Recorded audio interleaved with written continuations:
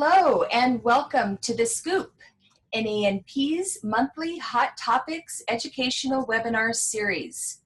I'm Shannon Montoya and I want to first remind you of a few things before we get started. These calls are recorded to listen to again at your availability on the nanp.org website.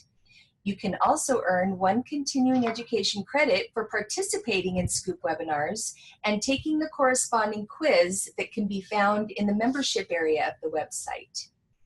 I'd also like to invite you to share your hot educational topic with NANP. Are you doing great work in clinical research and applications? Have you started up a business or nonprofit that you'd like to share your experiences? Well, NANP wants to highlight all that speaks to our nutrition professional community, so email me. Today's webinar will conclude with a question and answer session, so please type in your questions throughout the seminar so we can get to as many as possible. Uh-oh.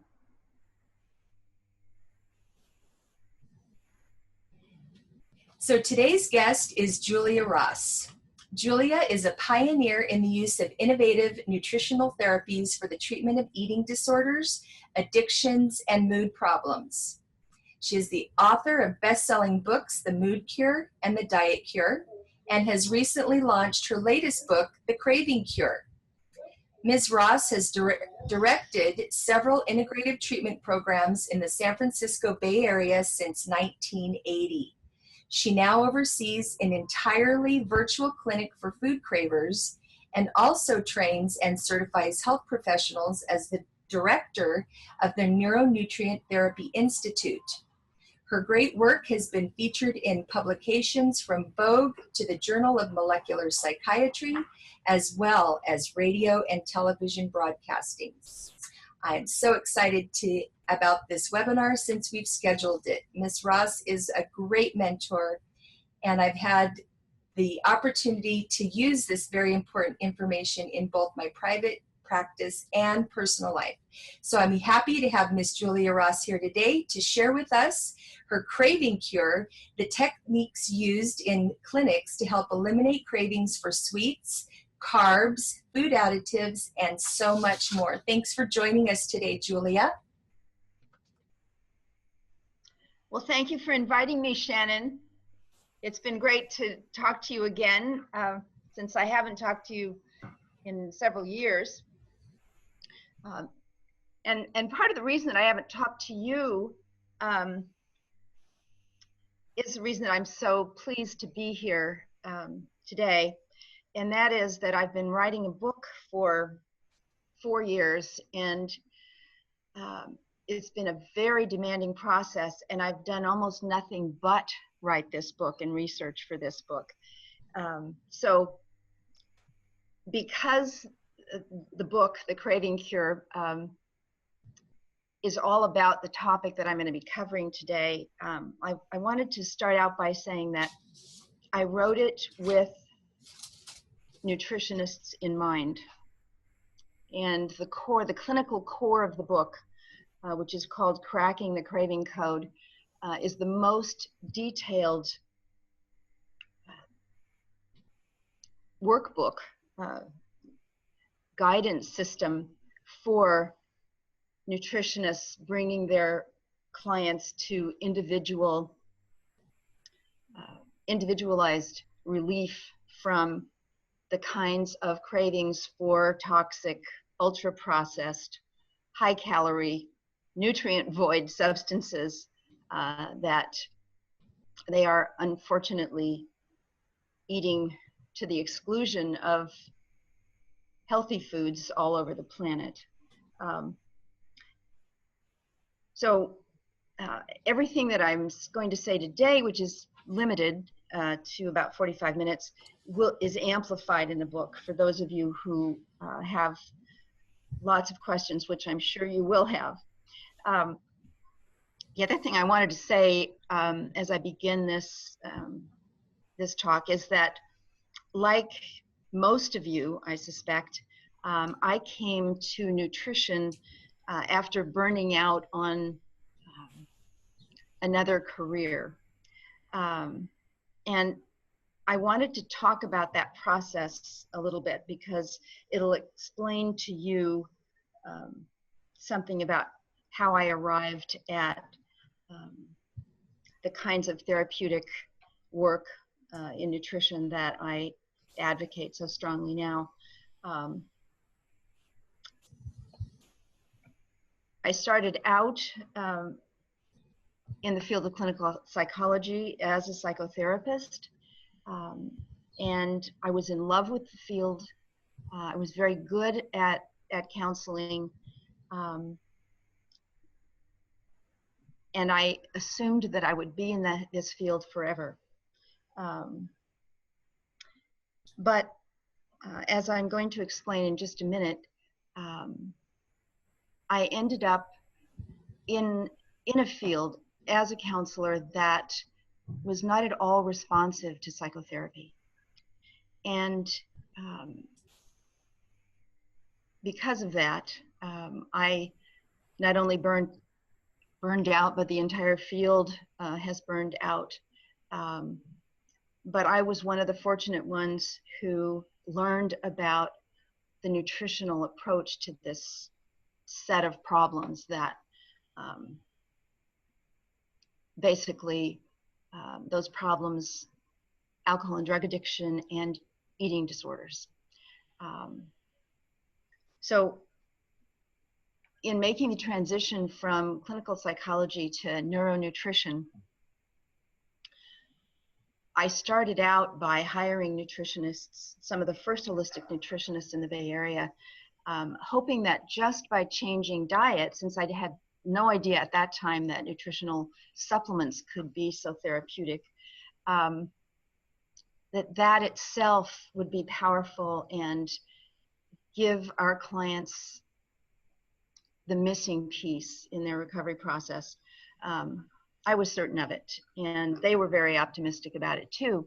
But it turned out in the 2.5 years after I introduced these nutritionists to our clients in the outpatient counseling program that I ran, only 2 alcoholics in recovery were able to adopt a healthful diet. And for that reason, I would say, my 10 years in the conventional addiction and eating disorders treatment field was exhausting and a failure. Specifically, 1 out of 2 of our alcoholic clients relapsed, and these are statistics that were true all over the country in similar addiction treatment programs. When I started the first food addiction treatment program, which was in about 1983, we were lucky to get a 70% relapse rate. But with crack addiction, within 24 hours of the admission of a crack addict to our or any other counseling program, the relapse rate was 100%. So you can understand the despair that I felt at this failure rate. And I was fortunate enough to discover the techniques that I'm going to be talking about today right at the time that I began to be very serious about seeing overeating as a full-blown biochemical addiction, just as I was learning that alcohol and drug addiction was a biochemical dilemma rather than a psychological one, which explained why the psychological approach didn't work. So this is our topic today, and really the primary topic that is creating what I call the dietary apocalypse worldwide, where at least 38 million deaths are specifically responsible for what's now being called the ultra-processed diet that originated here. And just a brief explanation for the word apocalypse. When the US adult overweight percentage reaches 80%, and 56% of that is obesity, most of it morbid obesity, the really dangerous form of obesity. We are, and when this is not just true in the United States, but more and more in the world around us. In fact, we are no longer number one in obesity. Just in the last couple of years, there are 11 mostly third world countries that now have a higher percentage of obesity in the population than we do. And then there's the 50% diagnosed diabetes rate, which includes both type 2 and pre-type 2 diabetes. In China, the rate is 70%. So I defy you to call it anything but a dietary apocalypse when it results in this kind of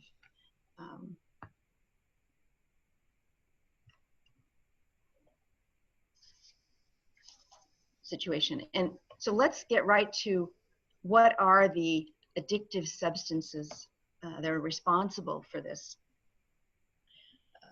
public health crisis worldwide. Sugars, particularly the new sugars, the high fructose sugars, refined starches of all kinds. Salt, although essential to life, when refined and overused, we know is something of a health problem, but what we didn't realize was how it added to the addictiveness of sugar and starches when the three are combined. So this is really, this addiction to ultra-processed foods is really a combination effect. So sugar, starches, salt, caffeine, casein. I'll talk about that a little bit later, but gluten and casein are two proteins that are extremely brain active and specifically affect our endorphin function, the endorphins being our pleasure, our top appetite and pleasure promoters. Cannabis is the new addictor food additive. And of course, chocolate is probably more addictive than sugar. And the combination is completely fatal for so many people, as all nutritionists know. And then we come to fat, another food that's essential to life, but in the damaged forms, particularly the high omega-6 fats, which are the fats mostly used in refined foods. It's a health hazard. But the main reason that I've got it on the list is because fats are somewhat addictive. They too affect endorphin levels and raise them so that we get some pleasure from it. By itself, not so much. Combined with these other highly addictive substances, yes. So there's another factor that I want to cover before we go into the solution, and that is that our estrangement from the traditional foods that have kept us at ideal weight and free of degenerative disease for over 1 million years, not only has to do with the fact that we're being exposed to highly addictive edible substances, I call them edible narcotics, that we really can't stay away from, hence the problem of craving. But also, there have been a number of radical changes in our traditional diet since the 1970s, which is when this epidemic, this apocalypse began. And so I want to go into that. The first one I already mentioned, which is the introduction of high fructose syrups. And by that I mean not only corn syrup, but agave syrup, which has an even higher percentage of fructose, as does fruit syrup in most cases. So we're talking about, first of all, sugars. Now we're talking about starches. We're eating an entirely new form of wheat starting in the 70s, and additional gluten is being added to wheat flour products to make them lighter, have a greater texture, but also gluten is called gluteomorphin because it has this powerful effect for many people on the endorphin release, giving us a huge and addictive surge of pleasure through its increasing of endorphin output temporarily. So the macronutrient carbohydrate has been changed in a fundamental way. At the same time, the carbohydrates we were getting from whole vegetables and fruits have almost disappeared. They used to comprise about 20% of the diet. It's almost negligible at this point. So then we come to the macronutrient fat, which obviously comes in several forms, saturated and polyunsaturated. What's changed is not the amount of fat that we're eating, which has gone up just a little bit since 1970, in spite of all the low-fat products that are available. There's so much fat added to other foods, particularly the damaged omega-6 vegetable oils, that it's made up for it. However, what we've cut back on is saturated fat, and we had been in the habit of eating saturated fat on a regular basis for over 1 million years. So that big alteration is significant. And finally, the macronutrient that I'm most concerned about and we'll be talking the most about today is what happened to protein.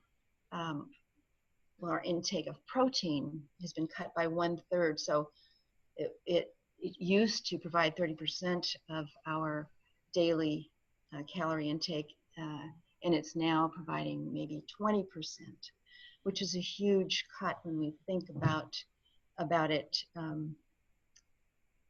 in the long term, for how long we have been in the habit of using animal protein in particular, and thriving on it as one of the 3 whole macronutrients we've depended on. In addition, low-calorie dieting became commonplace. It was popularized in the 70s and began to be more and more appealing to people as their weights began to go up because of the new foods and the new proportions of foods that they began to eat. High proportion from 30% carbohydrate to 50%. So carbohydrate came up, fat went down, protein went down, weight went up. And then vegetarian and vegan diets were also popularized, particularly vegetarian diets in the beginning, and now more vegan diets are getting more attention. But and originally in the 70s, the influence towards vegetarian dieting came from Eastern spiritual teachers. It was not introduced as a health improvement. That is a very recent attribution to the vegan diet, which I wish I had time to argue with.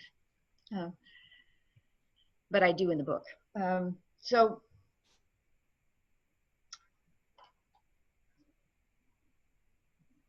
the rest of today and all of the book, The Craving Cure, has to do with how 5 brain-targeted amino acid concentrates supplements can actually solve not only our clients' individual problems, but really has the capacity to solve the entire international dietary crisis. And I hope that you will begin to utilize, if you aren't already, these amino acids with your clients to spread this information so that more and more people can get the relief that they need. So the first premise here is that the nutrition has to target the brain, which is the ultimate control center of our appetite. And when the brain is not controlling our appetite properly, it generates the kind of overwhelming craving that so many of us are experiencing now. So instead of native appetite, healthy appetite, we get addictive craving. And this is an intentional design feature of modern food products, of ultra-processed foods. They're intended to addict us by disrupting the neurotransmitter functions in the brain that I'm going to talk about next.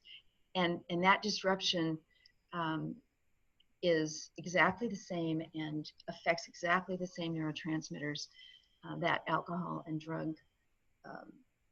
drugs do.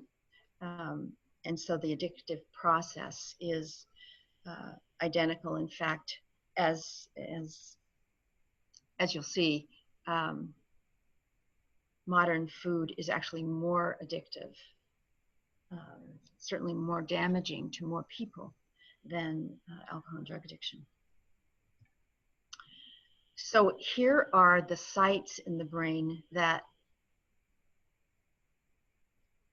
nutritional therapy needs to focus on in order to turn off the cravings for damaging foods.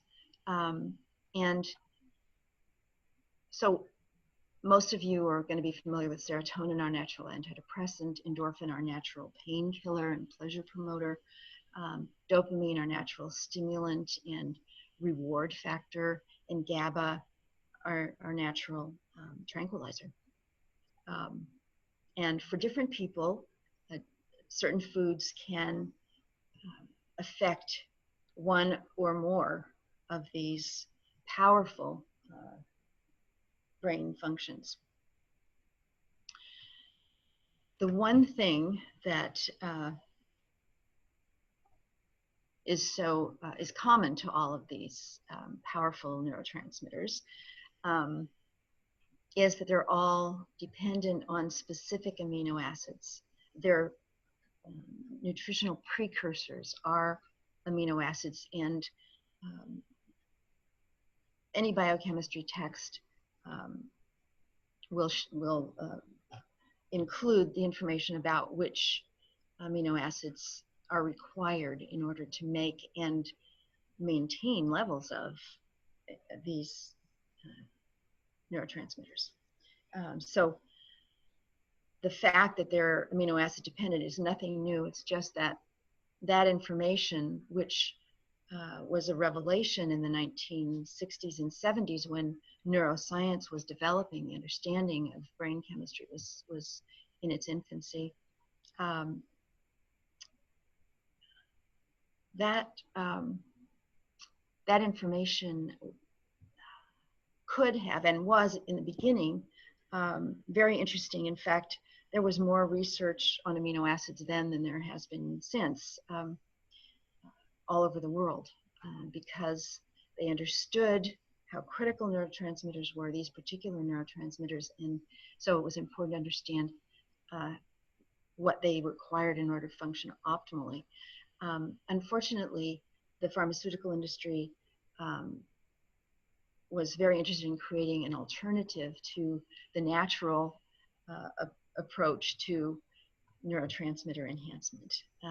And so the research switched almost exclusively until recently to research on how to make antidepressants work better in their ability to influence neurotransmitter function, however briefly and partially.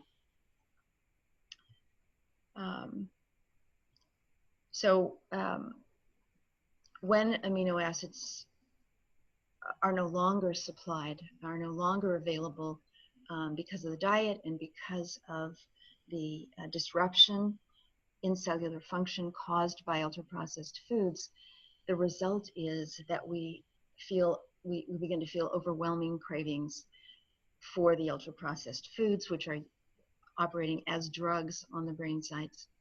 And negative moods also result because these neurotransmitters not only regulate our appetite, but they regulate our mood and our sleep. My book, The Mood Cure, is focused on the mood and sleep effects of the neurotransmitters and the amino acids that fuel them. But I'm focusing today just on these the effects on appetite of amino acids. I've already made that point. So let's talk about, just very briefly, amino acid therapy was introduced, neurotransmitter therapy through the use of amino acids, introduced by Kenneth Blum, a neuroscientist who has and continues to do research on addiction to alcohol, drugs, and food. And most of his clinical studies came out between 1980 and 1997. The last big study that he did was actually the 1997 study, which was specifically on the effects of targeted amino acids on compulsive eaters, and was very, very impressive. It's a 2-year follow-up of over 100 post-optifasters.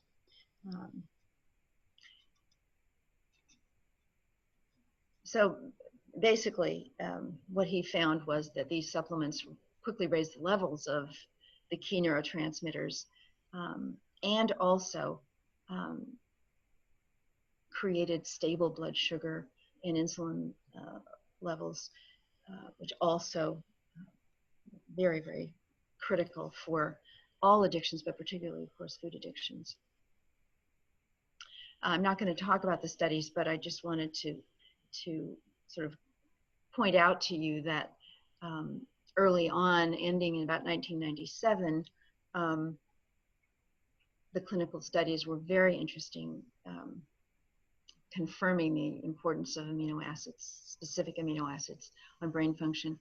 But then more recently, for example, the study in 2014 and others around the same time on glutamine and 5-HTP in their effect on appetite and weight loss started to come out.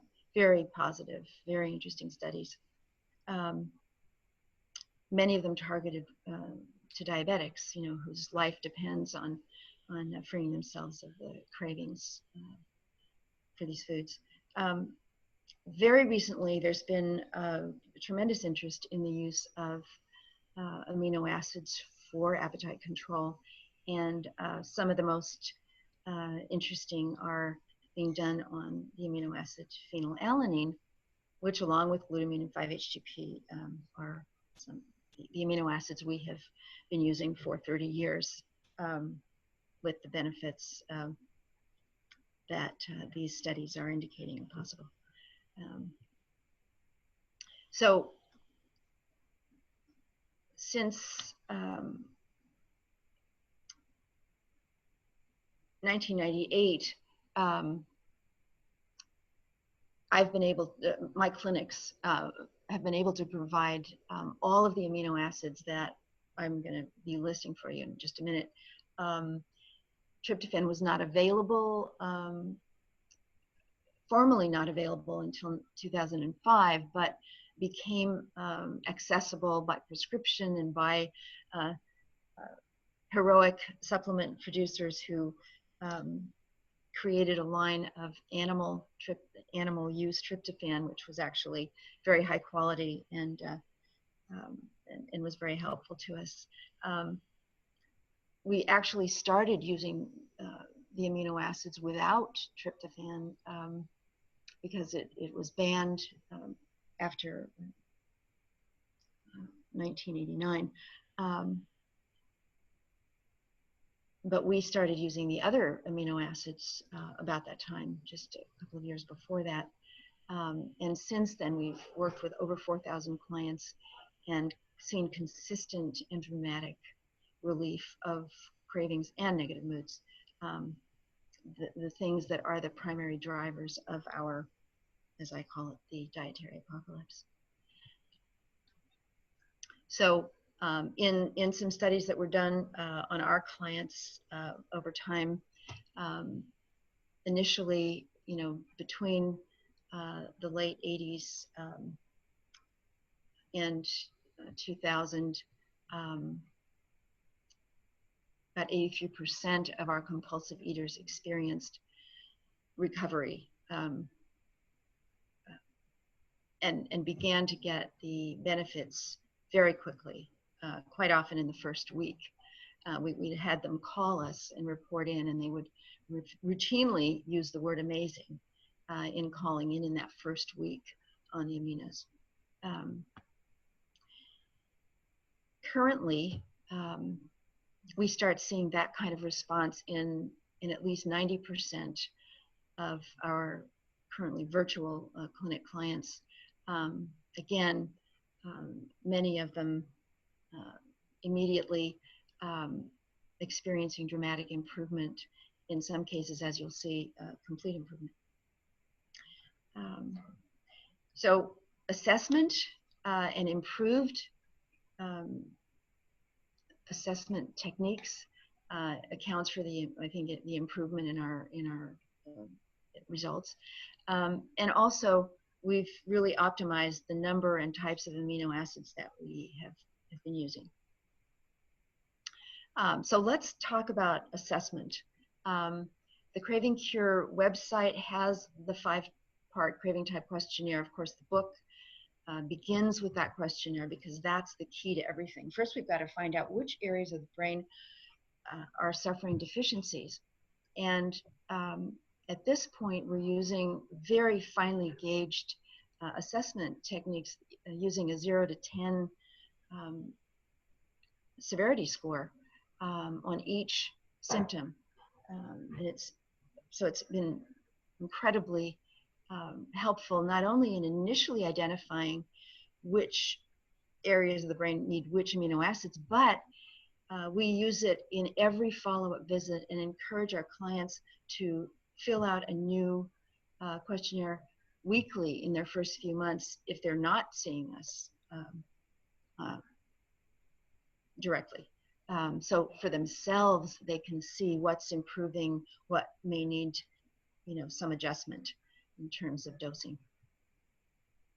So type 1, the depressed cravers are low in serotonin, and the particular type of craving that's more intense in the afternoon and evening when serotonin levels always drop is characteristic of this type of craver. And the solution, the precursor to serotonin, is the amino acid tryptophan, or the other form of it, really, 5-hydroxytryptophan. The second type of craving, and people can have all 5 depending on how many areas of the brain are affected, is the hypoglycemic or crashed craver. And for them, glutamine is the magic answer. Type 3 cravers crave comfort because they're low in endorphin, they're natural, comforting, pleasure-promoting, pain-killing neurotransmitter. And a very unusual amino acid, D-phenylalanine, which is available by itself or as DL-phenylalanine in combination with the other form of phenylalanine, the L form, is the solution. The fourth craving type is the stressed craver, and they're low in GABA, gamma-aminobutyric acid, or natural tranquilizer. For them, the direct solution is actually GABA, which is available in every health food store. And for those who don't benefit from GABA, typically have no response, occasionally have an adverse. Theanine, we found that theanine, the amino acid derivative from tea, provides exactly the same kinds of benefits, though the dosing is a little different. The last type of craving is the craving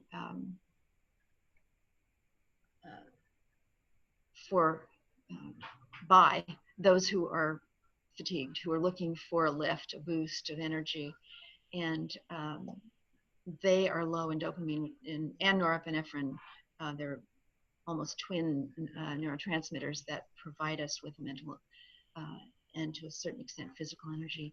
And for them, tyrosine is the fastest and the most potent solution, the precursor for those neurotransmitters. But L-phenylalanine, part of which converts to tyrosine, is excellent for kids and for sensitive plants.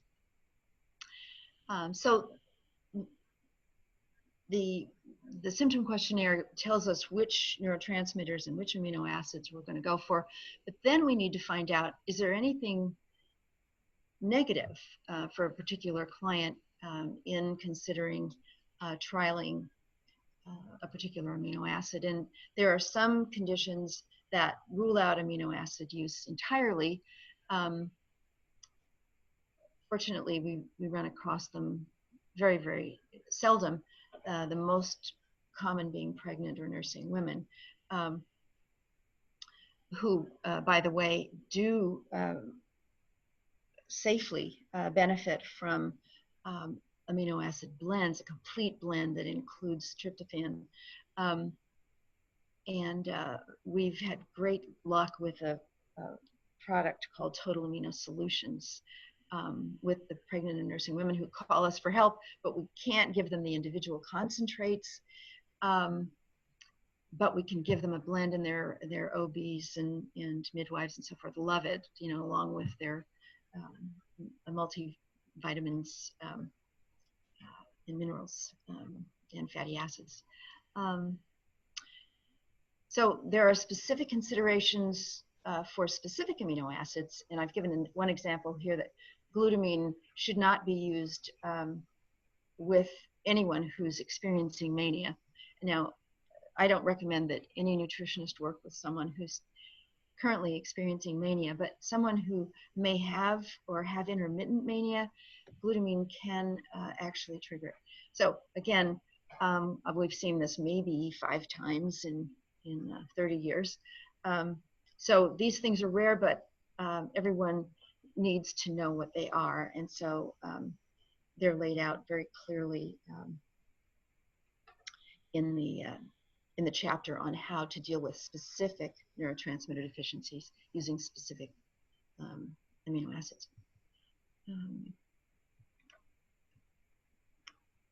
I am having trouble moving this forward. Let me get my...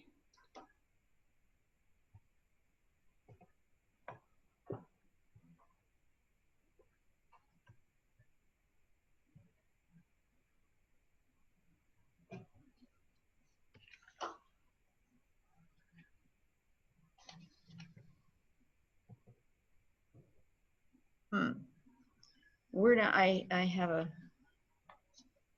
helper who is also having trouble. Here we go. Great. Okay, so the process is, first of all, assessment, then trialing, determining doses, adjusting them over time, and finally terminating. And this process is equally beneficial for adults and children. So just to talk about trialing for a minute, I want you to know that nobody runs the risk of having an adverse effect. First of all, we start with the lowest possible dose available, and if someone tends to be on the sensitive side, we'll give them a half a capsule. We'll open a capsule and empty a half into a little bit of water, or a quarter capsule, whatever, so that nobody runs any risk. But if something does unexpectedly crop up, we have found that 1 to 2 1,000 milligrams or 1 to 2 grams of vitamin C powder dissolved in water, 4 ounces of water, is absolutely miraculous. Within minutes, whatever it is gone, and you can move on to the next amino acid that you're going to trial. And trialing is not only fun, but for everybody concerned, but it creates this incredible excitement and compliance in the client, who experiences, an immediate response and knows that, their future is looking better. So I encourage you to do it. There are trialing kits for individuals on the Craving Cure website, and also there are kits for practitioners who want to have, who might want to have all of the amino acids available for trialing with their own clients, in their own offices or via Skype, as we do now. So I just want to keep this thing moving because I'm going to give you, as our grand finale, a look at a not unusual client. Unusual in the sense that she had been a binger, binging several times a day, 3 days a week for 15 years, had been involved in OA and FA and therapy, and gotten a lot out of those programs, but not the elimination of her cravings, which continually drove her back. And you can see that her symptoms on the numbers on the 5 types of craving are all, except for type 3, all relatively high. And type 3 was lower because she had actually discovered DL-phenylalanine herself before she started with us, and that was in fact what gave her the courage to tackle the whole thing with our help. And you can see that she was one of the people who got immediate and complete relief from her cravings, and in fact graduated after just a couple of months of check-ins, because this did not go downhill. Her trialing session, however, didn't show anything, but there was nothing negative. That's one of the good things about trialing, is that you rule out any negative possibilities, surprise reactions to supplements when you're there with your client, and they're trialing a low dose.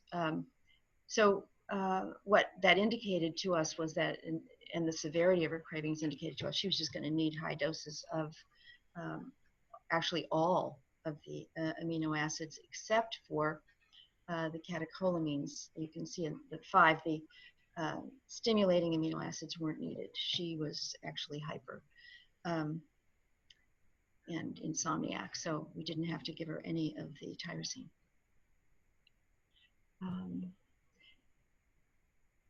Now here's a different person who came in with very high scores on all of the types of craving. And you can see that her first check-in score was, everything was less than half of what she came in with. So she was ecstatic, but we knew it could get better. And you can see that by the second time she came in, because her dose has been adjusted the first time, her scores got even better. And then you'll see that a number of months later, she called us and said, everything's been going great, no cravings, but suddenly I'm doing a Lyme detox process, and it's just created these nightmarish PMS cravings. And so she wasn't experiencing them all month, but during PMS, during this Lyme medication and supplement protocol she was undergoing. So we increased the amino acids during PMS, and that got her back under control. And that's something that we have to do a lot with people with PMS. So that was a blip, and now she's back to control again. And then finally, Christine, all of these women are between 32 and 45, by the way. So again, someone with high scores initially on every single type. Again, the scores went down dramatically between the first and second sessions, but they continued to go down. This woman had a very complicated health picture, both of familial genetic issues, and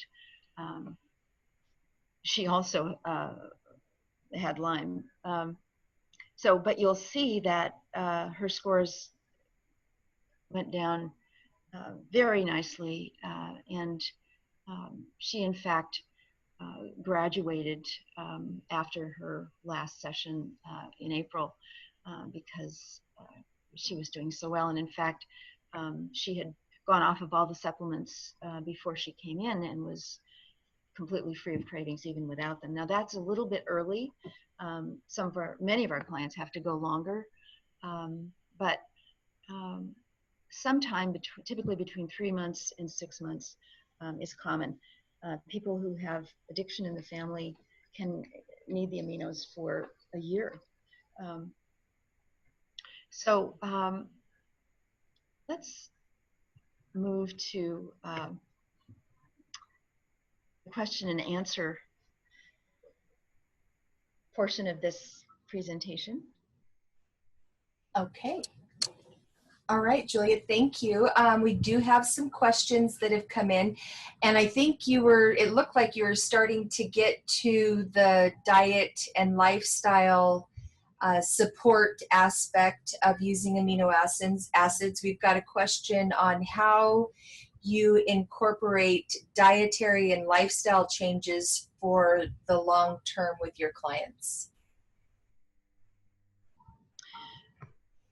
Well, it's another topic, but essentially, after 2.5 years of trying to help people change their diets in the direction of, reinstituting a more traditional array of foods and whole foods, we realized that we were going to have to go after the cravings first, and that's why we started using the amino acids. But because they work so quickly, people are able to then make dietary adaptations really quickly. And so we talked to them initially about all of the trends and all of the choices that are being so, fiercely debated at this point, and recommend to them something that I spend several chapters talking about in the book, and that is, the return to traditional foods, identifying what for them would be the ideal traditional foods diet. So for example, if they happen to know, we have people who are immigrants from the Orient, for example, they know exactly what kinds of foods their forebears ate so successfully. And once freed from the cravings for, refined toxins, they have no trouble going towards, what they know is their ideal traditional diet. So that's just one example. We individualize it with everyone because we want them to know. For example, do they have food allergies that they need to avoid? That is something that we can help them identify, eliminate, and reintroduce, in a careful manner so that they can identify which whole foods are going to be best for them. So do you do any vetting with your clients in regard to, I will only work with you if you're willing to address your diet and lifestyle along with the amino acid counseling? Do you put any kind of restriction, like disclaimers right off the bat? This is what we're doing and this is what is expected of you, the client? No, because we have found that, the people who come to us have already been, traumatized in their efforts to adopt a healthier diet. They've all tried it, dozens, sometimes hundreds of times. So they don't need to be scolded. They just need to be given hope. And that's what the trialing is all about, because they see immediately, this is the missing piece. Now I can do what I've been hoping to do or trying to do all these years. So we basically say, if you can't eat well after taking the amino acids, that is not your fault. There is something missing. And since we have almost never run across anyone, I shouldn't say that, maybe 5 people in all this time who had no benefit in terms of their cravings. This is not a reckless thing to say to people. Right. But you do encourage them to seek nutritional guidance in helping them to transition into more nutrient dense. Oh, no, we tell them that it's required. We tell them that it's required in order for them, not for us, but for them, in order for them to get sustained relief from the cravings for toxic foods and then go on to get all the health benefits of a healthful diet. They have to stay on the healthful diet and get on it as soon as possible to support the work that the amino acids are starting. Right.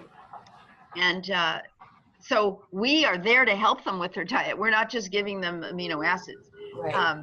But we don't expect them to make the dietary changes until they have seen for themselves that they can eliminate, their enemy, the craving for toxic food. Right.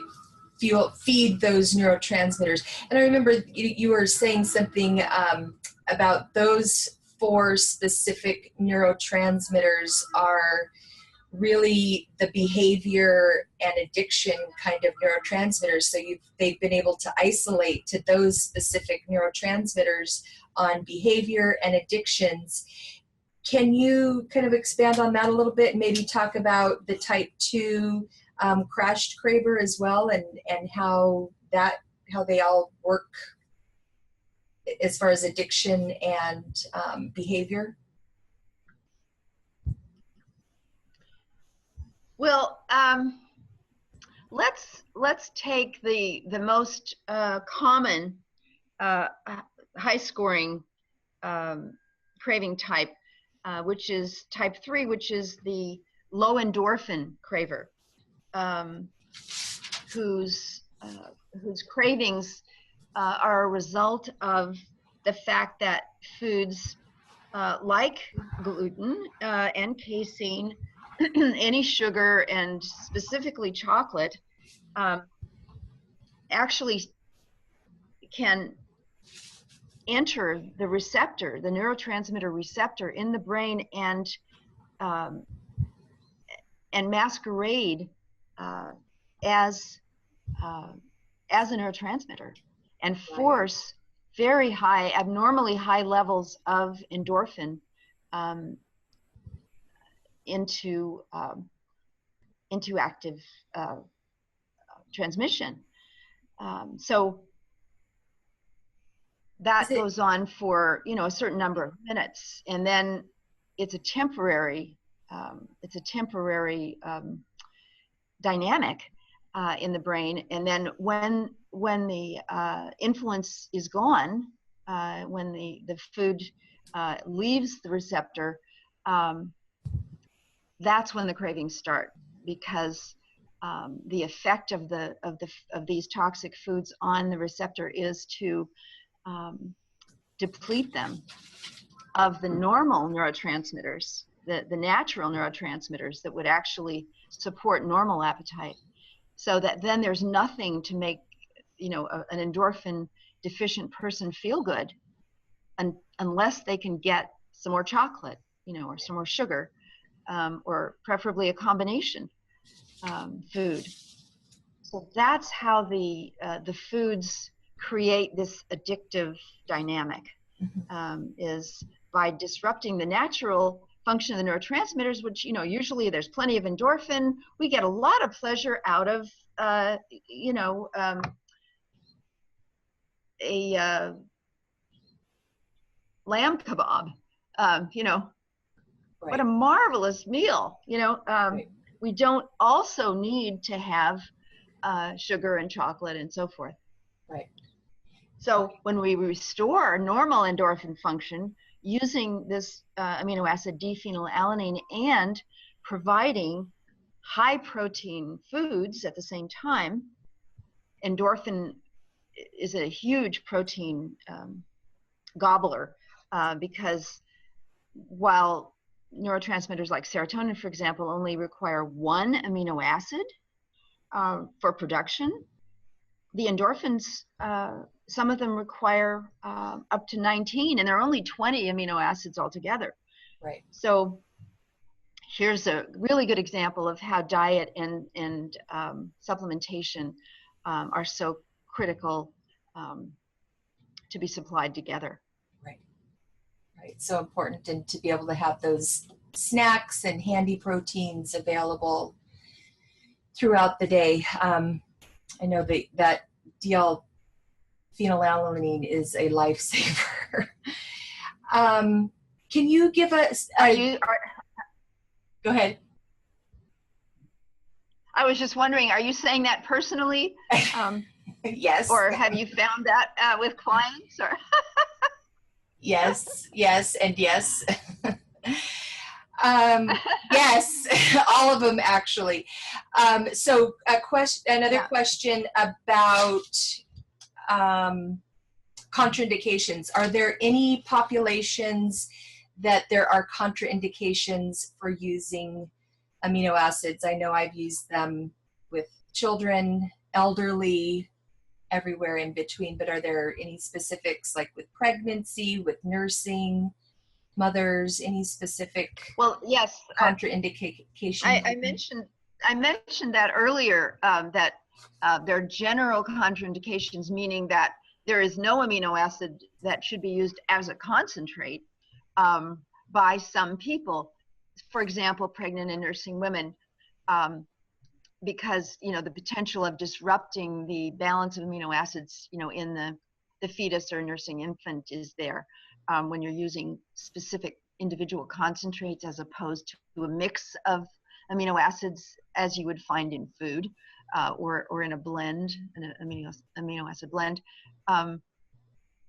Another group who really has difficulty using any amino acid as a concentrated, you know, supplement is someone with very severe liver or kidney damage. We have found this very seldom, so seldom that I can. We had one client who had lupus, which really affects the kidneys, and she didn't mention this to us. And we had her taking DLPA, as a matter of fact, because chocolate was her great temptation, and her tongue swelled up in her mouth. And when we, she reported it in, and we asked her, had she ever had that happen before? And she said, "Oh yes, I've got lupus." So that assessment for contraindications is an important thing to do, even though you don't, run into it so often. It's critical to do it.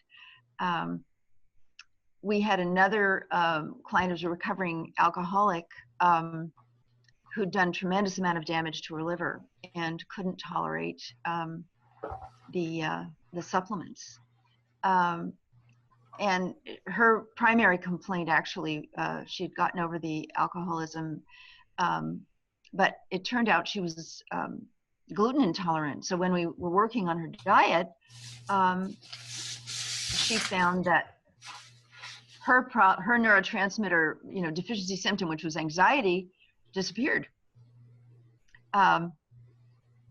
when she eliminated the gluten.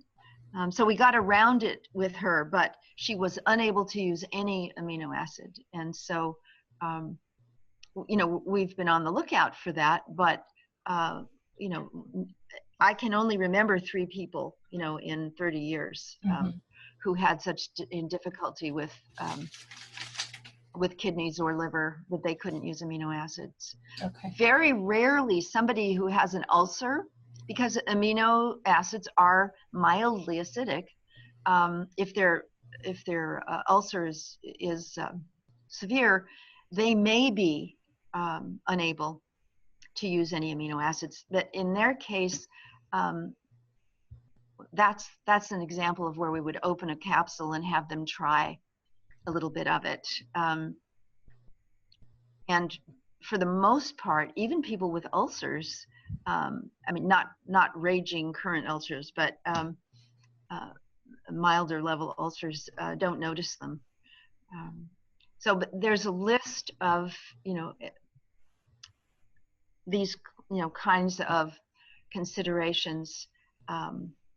The other one that's actually the most common, I would say, is people who are on a lot of medications that affect the brain. And so if that is an issue, then the prescribing physician or pharmacist has a database where they can look at interactions between medications and nutrients to rule in or out any amino acid that may be indicated. So we might do an assessment and say, these are the 2 amino acids that it looks like you're going to need, considering the neurotransmitter deficiency symptoms you have. Call your doctor, go to the pharmacist and tell them about these 2 amino acids and ask them whether there's any contraindication. Right. Okay, great. Let's see, I think that's it for some of the questions that we've got. This was some very good information. Excellent.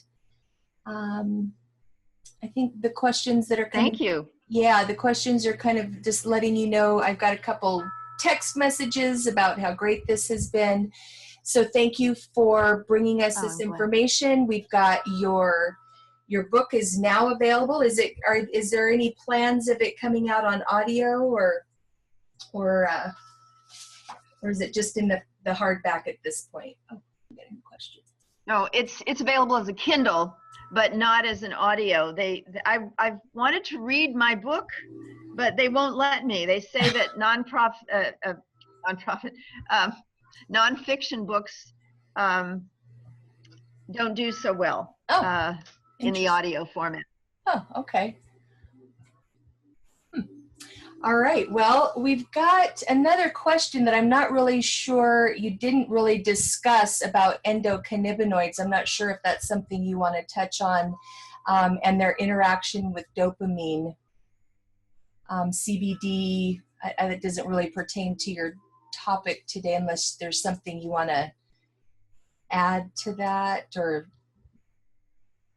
Well, in states that have legalized marijuana, it is an issue because, you know, cannabis is being added to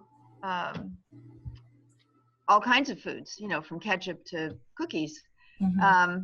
And so, you know, it is the most recent addition to the addictive substances that are edible, that Americans are being exposed to now.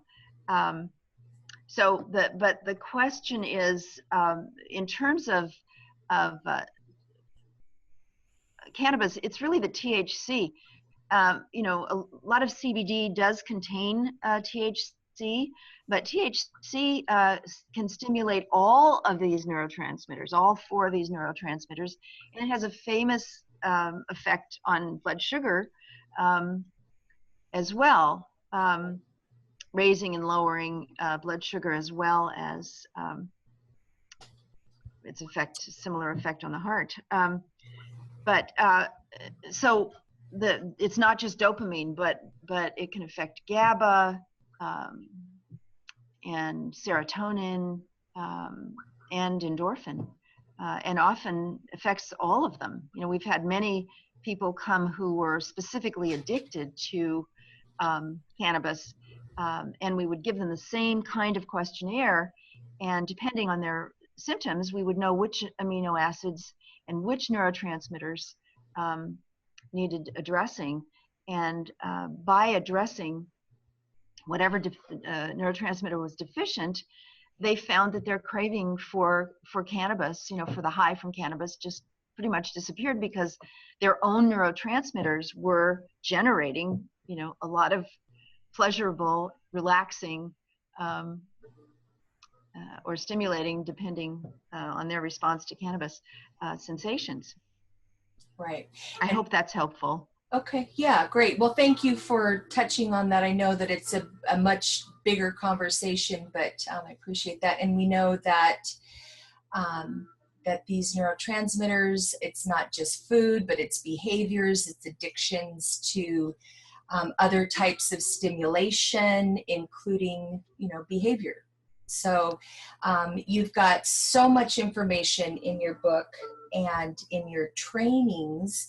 And I just want to throw it out there that you've got a new training that's recently been approved for amino acid neuronutrient training. You want to talk about that really quick, and then we'll close? Sure.